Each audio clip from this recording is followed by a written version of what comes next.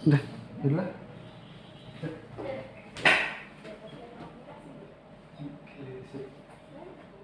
Assalamualaikum warahmatullahi wabarakatuh.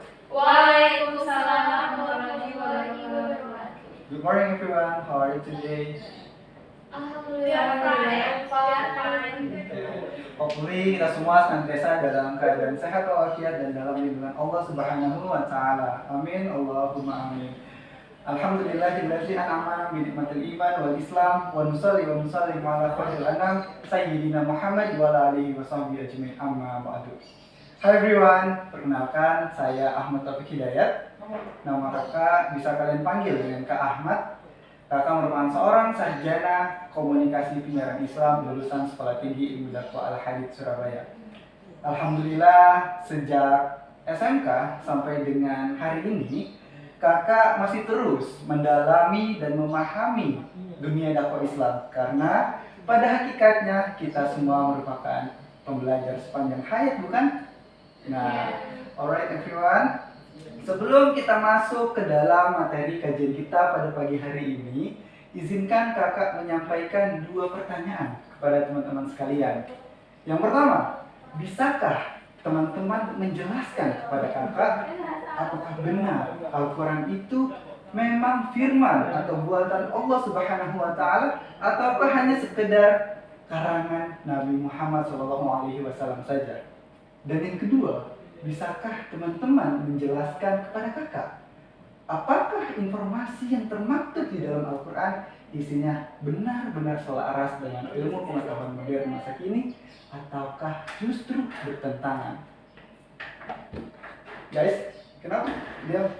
Apakah kalian kesulitan untuk menjelaskannya? Sulit kan? Jika iya, don't worry, you are not alone. Sebab dulu ketika kakak masih belum mempelajari dan mendalami Al-Quran, kakak juga kesulitan untuk menjelaskan hal tersebut. Nah, kita kesulitan untuk menjawab sekaligus menjelaskan hal tersebut dikarenakan kita kekurangan data yang bisa kita olah sebagai basis argumentasi logis kita untuk menjelaskan hal tersebut. Mengapa? Sebab di antara kita masih ada banyak yang memperlakukan Al-Quran hanya sekedar dibaca Arabi saja dan juga dihafalkan. Tidak ada upaya untuk memahami dan mendalami Al-Quran. Nah, dulu ketika kakak masih TK, masih kecil sampai dengan SMP, itu kakak juga berlaku demikian.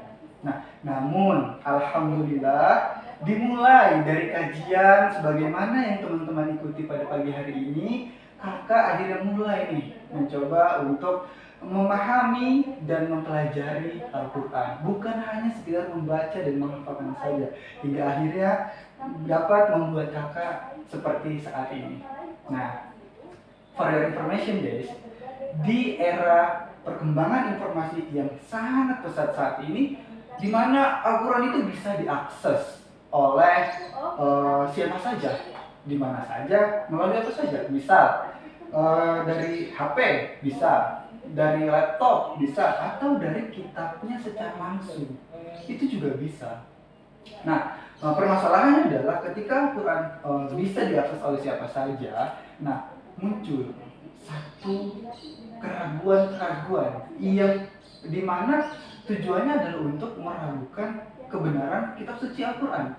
Nah, hal tersebut itu sering diperbincangkan atau dijadikan diskusi di media-media sosial, bahkan oleh para pembenci Islam itu sendiri, seperti yang terjadi di platform X atau Twitter, yang dimana di tahun 2023 silam itu ramai nih perbincangan mengenai Al-Quran bukan kalam Allah, melainkan kalamnya Nabi Muhammad SAW. Nah guys, kalau kita tidak bisa menjelaskan hal tersebut, bisa jadi kita yang malah ikut-ikutan meragukan kitab suci kita loh guys. Lah, kalau udah muncul keraguan-keraguan semacam itu, loh, apa nggak bahaya tak? Mesti lerek, bahaya pol. Nah, oleh karenanya Melalui materi kajian kita pagi hari ini, kita coba nih sama-sama memahami dan mempelajari Al-Quran. Agar apa?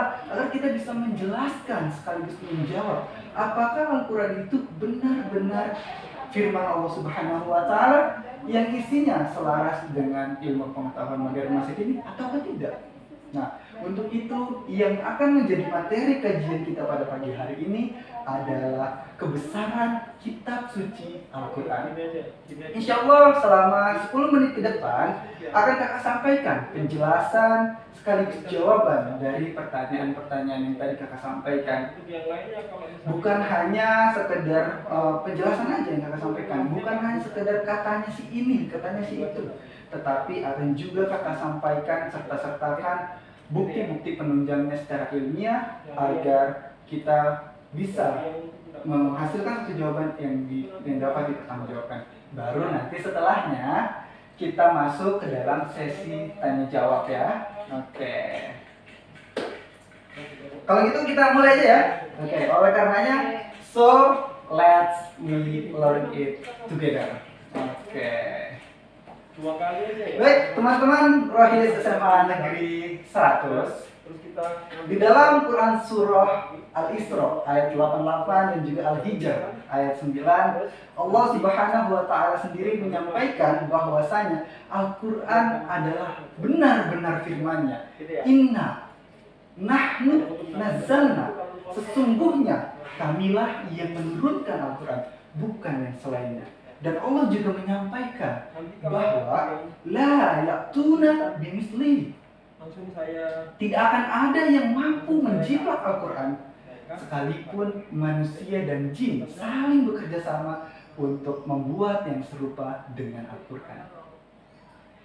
Di sisi lain teman-teman, Al-Quran sendiri, fakta-fakta yang terjadi yang baru saja diungkapkan oleh pengetahuan ilmiah masa kini melalui pengetahuan modern di abad 21 itu sudah termaktub di dalam satu kitab yang Allah Subhanahu wa Ta'ala turunkan sejak 14 abad yang lalu kepada Nabi Muhammad SAW, yang dimana di dalam isinya itu terkandung berbagai informasi terkait dengan informasi-informasi yang baru saja diungkapkan di abad saat ini. Nah, hal tersebut teman-teman membuktikan kepada kita bahwa hal tersebut menjadi hal penting yang akan menunjukkan bahwa terdapat keselarasan Al-Quran, di dalamnya ada ikut andil Allah Subhanahu wa Ta'ala. Oke. Baik teman-teman, selanjutnya di dalam Al-Quran sendiri itu ada banyak sekali informasi yang selaras dengan ilmu pengetahuan dasar modern masa kini.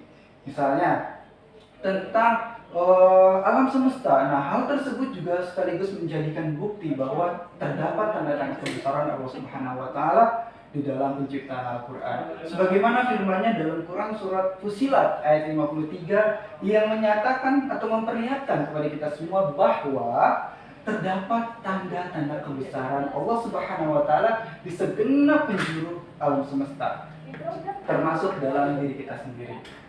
Nah, misalnya informasi terkait dengan penciptaan alam semesta, informasi tentang kejadian manusia, informasi tentang keseimbangan yang ada di langit dan di bumi. Hal tersebut menunjukkan kepada kita bahwa apa yang termaktub di dalam Al-Quran benar-benar sesuai dengan apa yang terjadi di dunia dan seisinya. Allah lah yang menciptakan alam semesta, dan Allah lah yang maha memiliki pengetahuan akan semua hal itu. Tentunya hal tersebut semakin membuat kita yakin bahwa benar-benar terdapat tanda kebesaran Allah dalam penciptaan alam semesta.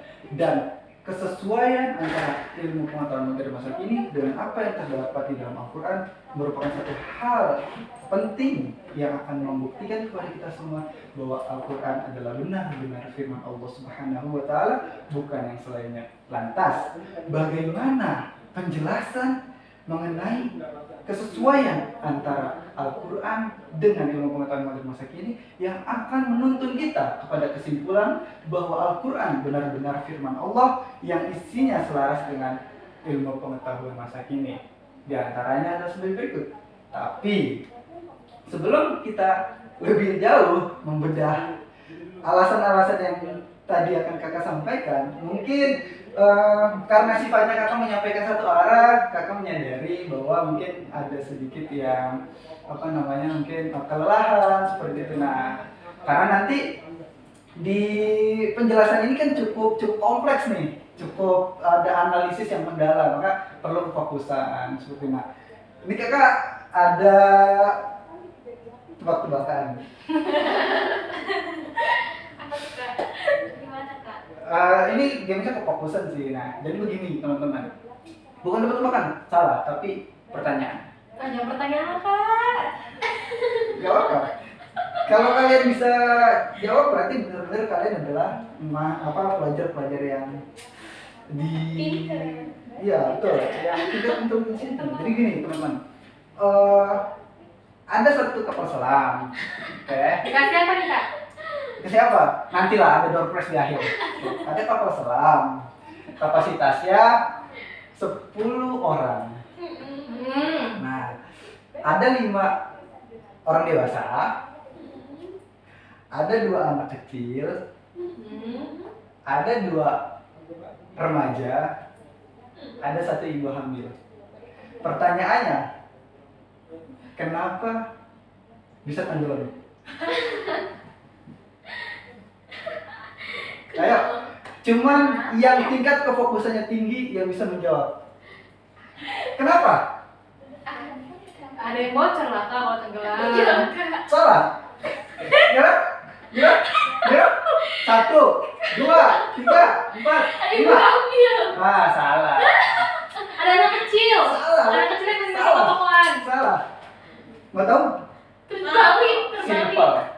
Tadi pernyataan saya di awal apa? Ada apa? Ada kapal selam.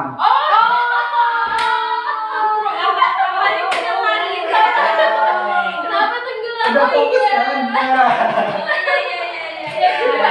Berarti teman-teman, alhamdulillah ya, Iya, tingkat kefokusannya sekarang udah tinggi kembali. Bisa Fokus nih Kak, fokus. Bisa kita lanjutin ya? Bisa. Kita lanjutin lagi Kak. Oh iya juga. Jadi jawabannya tuh karena dia kapal selam makanya tenggelam. Oh iya. Oke. Ya juga. Ini ya. Oke. Kita lanjut ya teman-teman. Nah, Iya. oke. Jadi tadi untuk menjelaskan fakta-fakta kesesuaian antara Al-Quran dengan ilmu sains saat ini itu ada beberapa. Yang pertama teman-teman mengenai informasi terkait orbit dan alam semesta yang berotasi, yang sebagaimana itu diungkapkan oleh pengetahuan astronomi masa kini, nyatanya sudah termaktub di dalam Al-Quran sejak abad ke-7 lalu. Nah, dalam Quran surat Al-Anbiya ayat 33 itu disampaikan bahwa dan dialah yang menciptakan malam dan siang, bulan dan matahari, dan masing-masing keduanya beredar di dalam garis edarnya masing-masing. Nah, dan juga di dalam Quran surat Yunus ayat 5 dan Yasin ayat 40 yang memperlihatkan kepada kita bahwa lintasan edar planet-planet yang ada di dalam semesta ini berbentuk elips yang menjadikan matahari sebagai pusat pergerakannya, atau yang kita kenal di masa kini adalah teori heliosentris. Nah, teman-teman, kesesuaian ayat yang menyatakan bahwa tiap-tiap benda-benda langit yang ada di dalam semesta itu beredar di dalam garis edarnya masing-masing, itu berkesesuaian dengan ilmu pengetahuan astronomi masa kini yang menyebutkan bahwa bintang, planet, dan bulan itu masing-masing beredar pada sumbu dan sistem edarnya masing-masing. Hal tersebut juga selaras dengan teori yang bernama teori hukum Kepler 1 yang menyatakan bahwa lintasan planet yang ada di dalam semesta itu berbentuk elips yang mengitari matahari, yang menjadikan matahari sebagai pusat pergerakannya, sebagaimana yang ada di Yunus ayat 5 dan Yasin ayat 40. Nah, itu yang pertama teman-teman. Kemudian yang kedua, informasi mengenai gunung yang ternyata dapat mencegah gempa bumi itu sebagaimana yang diungkapkan oleh pengetahuan geologi masa kini, nyatanya juga telah disampaikan oleh Allah Subhanahu wa taala dalam Quran surat Luqman ayat 10 dan juga An-Naba ayat 7 yang menyatakan bahwa dan kami dan dialah yang meletakkan gunung-gunung itu di permukaan bumi agar bumi itu tidak menggoncangkan kalian dan bukankah dia yang telah menjadikan bumi itu sebagai hamparan dan gunung-gunung sebagai pasar. Nah, ayat yang menyatakan bahwa hal tersebut gunung-gunung itu sebagai pasar yang menyatakan bahwa dalam penelitian geologi sendiri menyebutkan bahwa dapat mencegah terjadi gempa bumi itu selaras teman-teman dengan penelitian masa kini sebagaimana yang dilaporkan oleh situs National Geographic. Tahu kan ya National Geographic?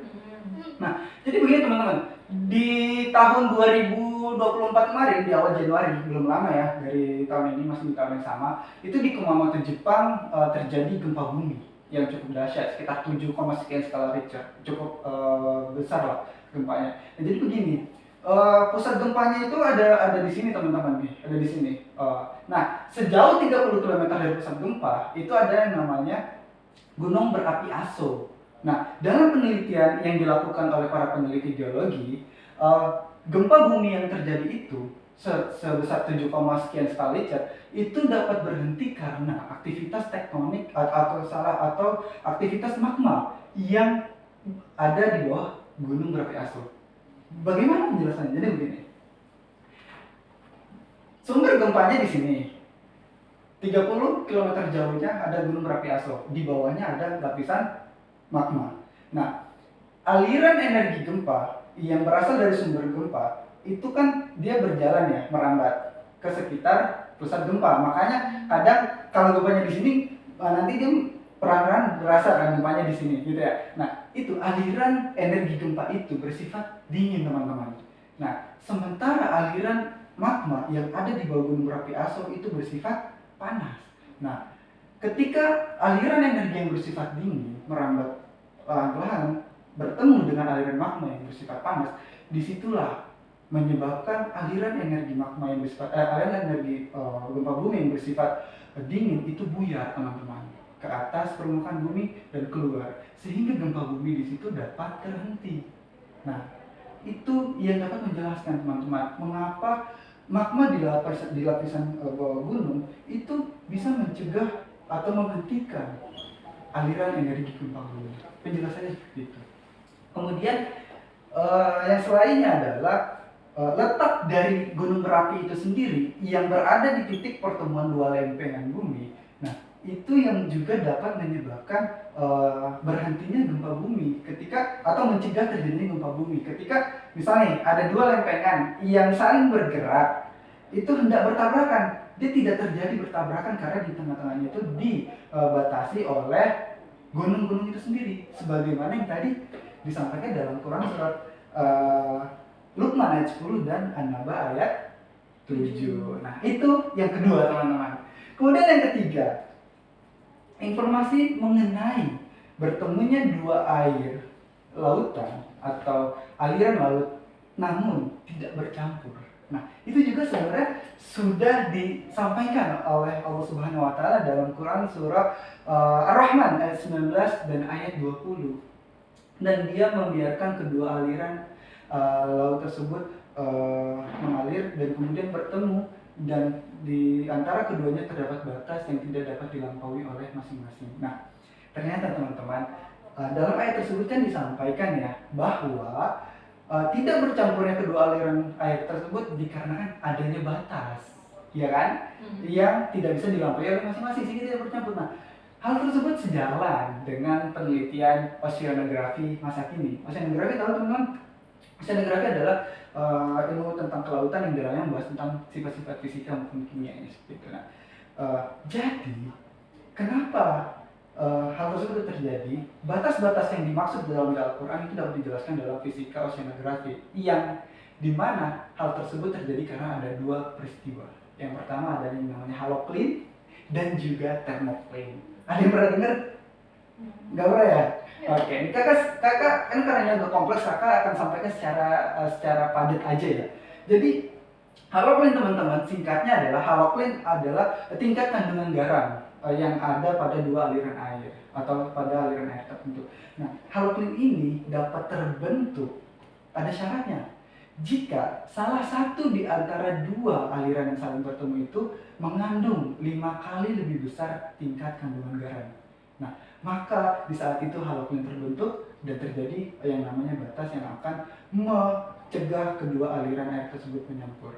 Nah, yang kedua adalah yang namanya termoklin. Nah, kalau tadi haloklin adalah tingkat kandungan garam yang lebih tinggi 5 kali lebih besar, sementara termoklin adalah ya, betul. Termoklin adalah perbedaan suhu yang terjadi ketika adanya dua aliran air yang suhunya berbeda, teman-teman. Nah, biasanya air yang suhunya itu lebih hangat, dia ada di atas permukaan, dan air yang suhunya lebih dingin atau lebih rendah itu ada di bawah permukaan, sehingga di tengah-tengahnya ini ada batas, sebagaimana yang di dalam Quran surat Ar-Rahman ayat 19-20. Nah, di Indonesia sendiri teman-teman, FYI, kalau di luar negeri kan ada di lautan Mediterania sama lautan Atlantik ya. Nah, kalau di Indonesia teman-teman juga ada nih, adanya di Sumatera Utara. Ada yang dari Sumatera Utara? Ini dari Oh, ada. Pernah ke Sungai Binanga? Tidak. Oh, tidak. Nah, jadi gini, mungkin teman-teman yang dari Sumatera ataupun yang tidak dari Sumatera nanti setelah ini bisa googling ya. Tapi Jadi, saya tahu Kak. oh, gimana tuh? Saya tahu di YouTube kemarin saya. Nah itu. Jadi itu contohnya teman-teman, di Indonesia tuh ada fenomena itu. Jadi ada di Kabupaten Toba, itu ada pertemuan antara Sungai Binanga dengan air Danau Toba. Sungai Binanga itu kalau kita lihat itu airnya itu warnanya coklat keruh. Nah, dia suhunya itu rendah, agak dingin. Maka kalau kalian berenang di sana itu agak dingin. Nah, sementara di sebelahnya itu ada aliran air Danau Toba yang suhunya itu relatif lebih hangat. Nah, itu kalau kalian lihat di YouTube, nanti akan ada seperti yang ada di lautan Atlantik dan Mediterania itu. Jadi sebelah kanan itu ada Sungai Binanga, di sebelah kirinya ada Danau Toba. Nah, mereka tidak menyatu. Di sini ada warna coklat, di sini ada warna hijau kebiru-biruan. Nah, itu realitas konkret yang terjadi di Indonesia, teman-teman. Masya Allah ya. Nah, itulah teman-teman yang mungkin menjadi penjelasan dari kesesuaian fakta antara Al-Quran dengan ilmu pengetahuan sains masa kini. Nah, pada akhirnya kita sampai kepada kesimpulan bahwa dari data-data yang tadi kakak sampaikan beserta analisisnya, maka kita mendapatkan jawaban sekaligus juga penjelasan apakah Al-Quran itu benar-benar firman Allah atau bukan. Nah, kesimpulan yang pertama, bahwa kesesuaian antara Al-Quran itu menunjukkan bahwa Al-Quran sebagai kitab suci umat muslim bukan hanya berlaku untuk umat Islam saja, melainkan berlaku untuk seluruh umat manusia. Sebab apa?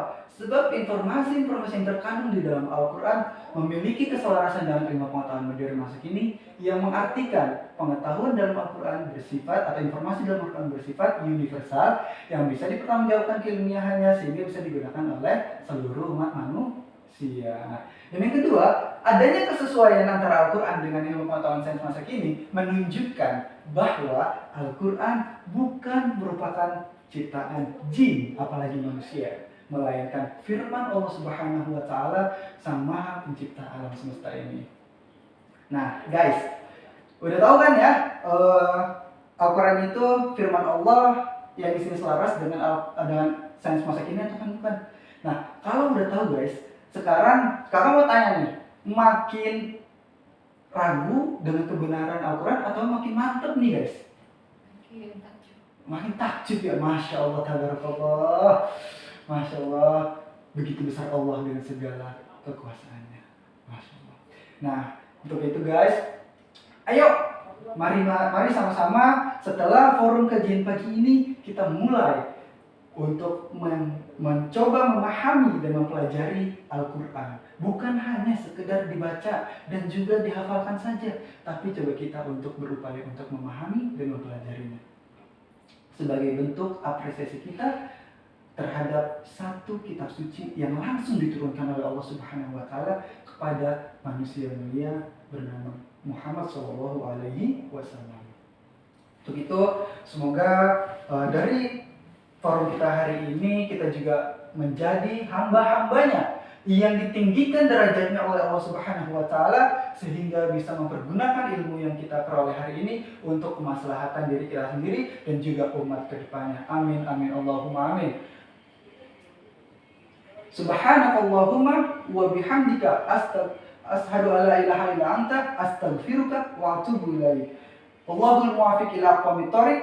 Fastabiqul khairat. Wassalamualaikum warahmatullahi wabarakatuh. Waalaikumsalam warahmatullahi wabarakatuh. Monggo kalau ada yang mau ditanyakan atau berbeda pendapat silakan.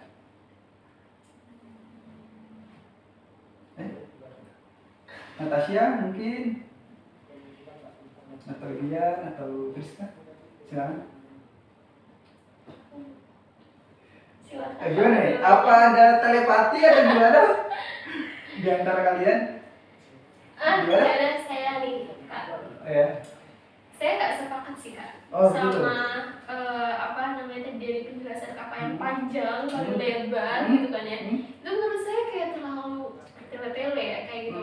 Dan apa namanya? Kalau misalkan tadi Kakak menyatakan bahwa Al-Quran itu selaras sama ilmu pengetahuan dan nggak bisa ditiru sama manusia.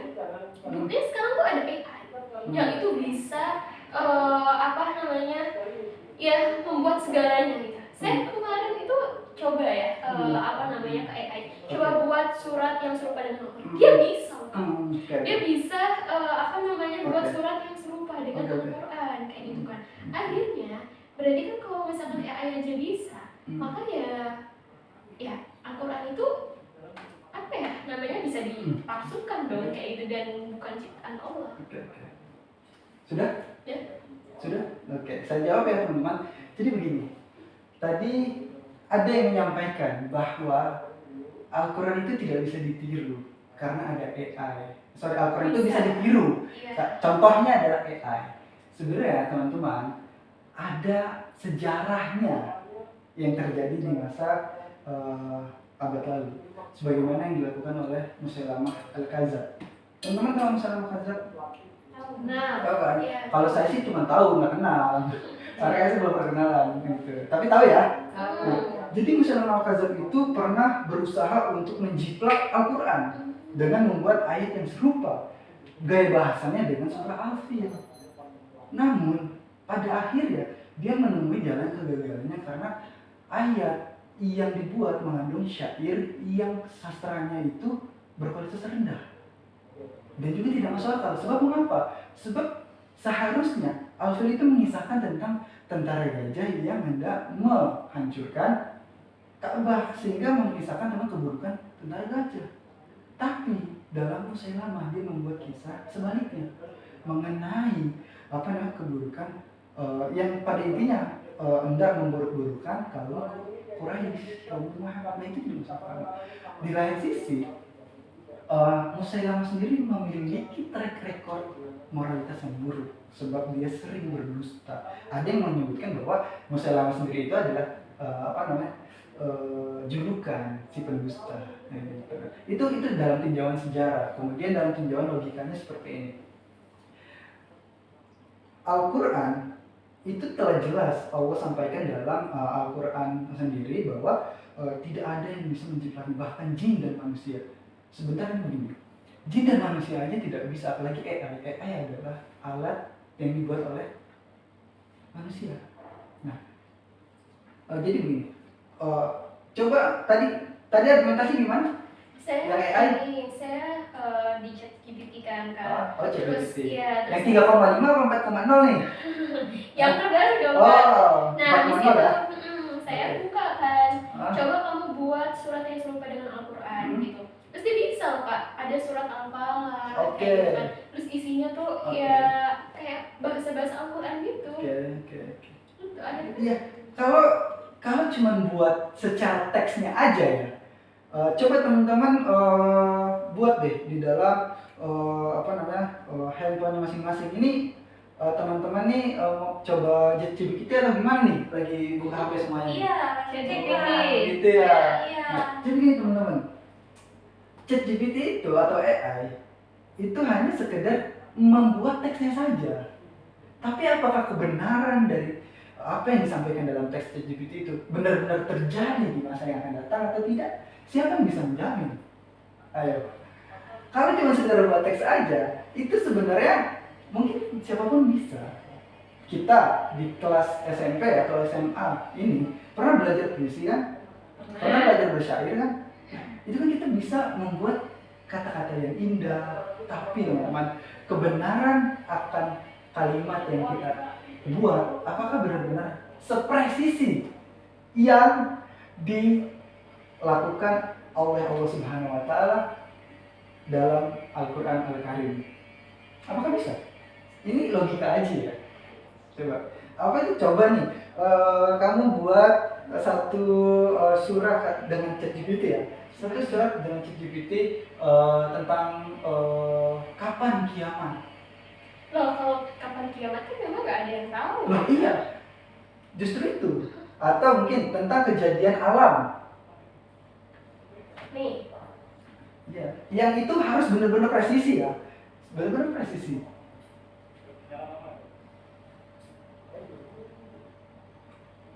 Apa? Gimana? Demi matahari yang terbit membawa cahaya dan malam menutupi bumi dengan kegelapan. Lihatlah gunung-gunung yang berdiri kokoh dan sungai-sungai mengalir penuh rahmat. Sesungguhnya dalam pergantian siang dan malam terdapat tanda-tanda bagi mereka yang berpikir. Itu? Tidakkah mereka melihat langit yang dibentangkan? Iya, itu apa? Contoh teks yang terinspirasi oleh gaya Al-Quran mengenai kejadian alam. Nah, Dan bumi yang dihampurkan penuh keberkahan. Semua ini adalah ayat bagi orang-orang yang berakal. iya, itu kan akhirnya merujuknya kepada Al-Quran lagi kan? Iya kan? Iya kan? Loh, dia membuat surah yang sepadan. Iya, tapi dia merujuk kepada Al-Quran. Tidak, coba baca teksnya. kalau teologi ini sebenarnya sama lah, Kak. Kayak Iya. Musailama tadi, Kak. Musailama kan juga peniru Anfil. Oke. Ini kan dia Oke. juga basicnya dari Al-Quran, sama-sama Oke. buat teks kan. Iya, oke. Tadi benar apa yang dikatakan, kalau kalian mengiyakan itu sama logika dari Musailama, berarti ya sama, itu nggak akan bisa menjiplak Al-Quran sebagaimana yang Allah firmankan dalam Al-Quran itu sendiri. Musailama kan tidak bisa. Bayangkan, apa bisa satu teknologi yang merupakan buatan manusia itu bisa melampaui manusia itu sendiri. Contoh, kalian punya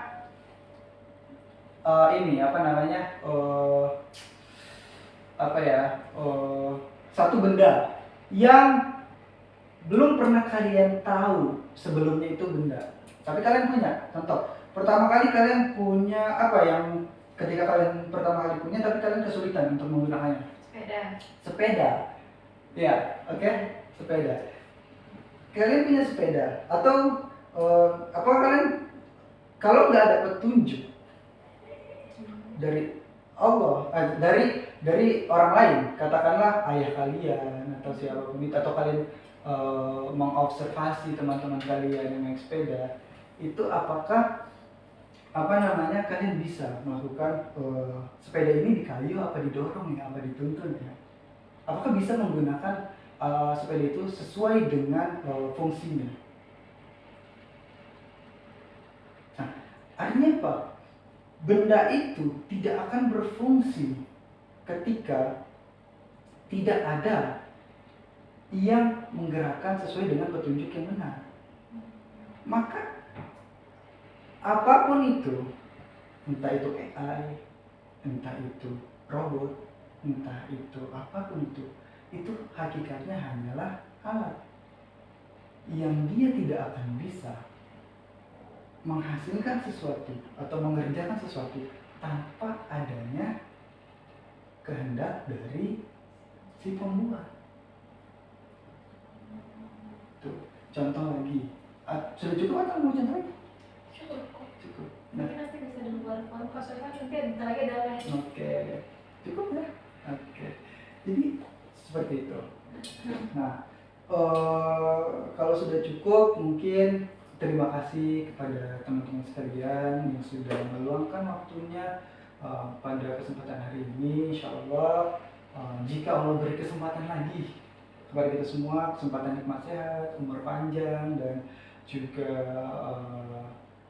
nikmat Islam juga, semoga kita bisa berjumpa lagi pada forum-forum berikutnya. Akhir kata, Allahumma muwaffiq ila aqwamit thoriq, fastabiqul khairat. Wassalamualaikum warahmatullahi wabarakatuh. Waalaikumsalam warahmatullahi wabarakatuh. Terima kasih. Kasih aku pulang kali saya ada les soalnya. Oke. Ya, les. Les. Lo